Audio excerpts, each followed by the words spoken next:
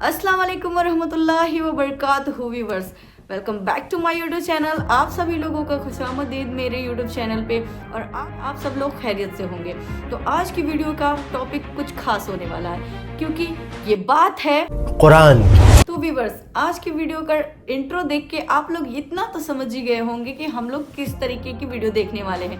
आज की वीडियो में हम बात करने वाले हैं सूरह लहब पे और आज की वीडियो बहुत अच्छी होने वाली है, तो वीडियो को एंड तक जरूर देखें। वीडियो को स्टार्ट। हमें वो सूरह तो सुनाओ जो नबी पर नाजिल हुई है। बिस्मिल्लाहिर्रहमानिर्रहीम। तब्बत यदा अबी लहब व तब मा अगना अन्हु मालुहु व मा कसब सयस्ला नारन ज़ात लहब व इम्रअतुहु हम्मालतल हतब फी जीदिहा हब्लुम मिन मसद।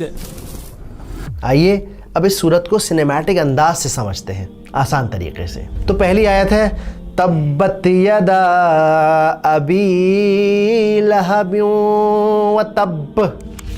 पहली आयत में अल्लाह ने कहा कि टूट गए दोनों हाथ अबू लहब के, और बर्बाद हाथों की ही क्यों बात हो रही है? ये क्यों कहा जा रहा है कि हाथ टूट गए? ये क्यों नहीं कहा जा रहा कि सर टूट गया, पैर टूट गया, हार्ट फेल हो गया? क्यों नहीं कहा जा रहा? मैं कहता हूँ इसके लिए ना आप ये सीन देखिए।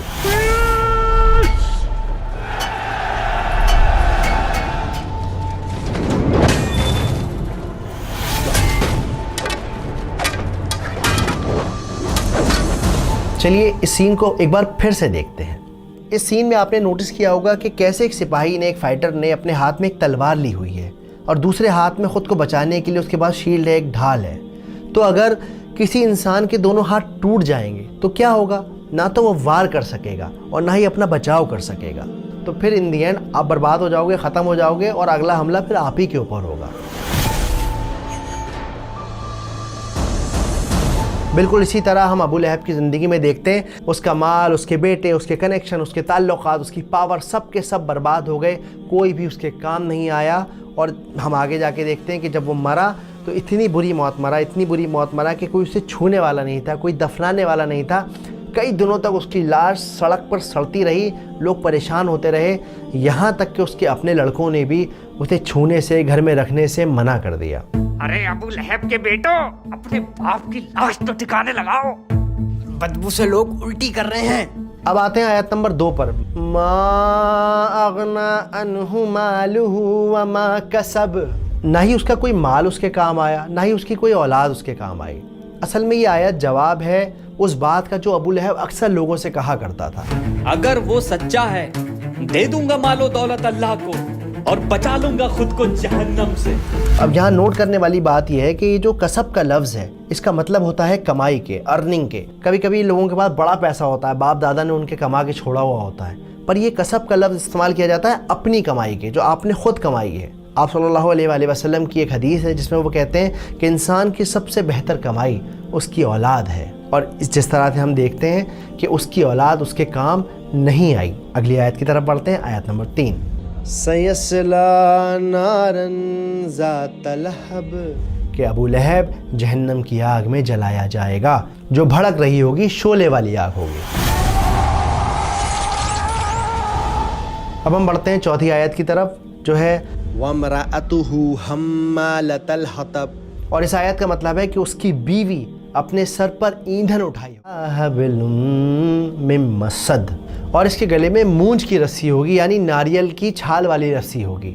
यहाँ पर जीदिहा का जो लफ्ज़ है, इस लफ्ज़ का इस्तेमाल होता है खूबसूरत गर्दन के लिए, ऐसी गर्दन जो जेवर से लदी हुई हो। कमाल की बात यह है, मज़े की बात यह है कि रस्सी का जिक्र क्यों है और गर्दन का जिक्र क्यों है? तो इसके पीछे की बात यह है कि उम्मे जमील एक खूबसूरत सा अपने गले में हार पहना करती थी। वो मक्का वालों से कहती थी, अपने नौकरों से कहती थी, आम लोगों से कहती थी, मेरे गले का ये हार मैं उसको दूंगी जो मोहम्मद के खिलाफ खड़ा होगा, मेरा साथ देगा।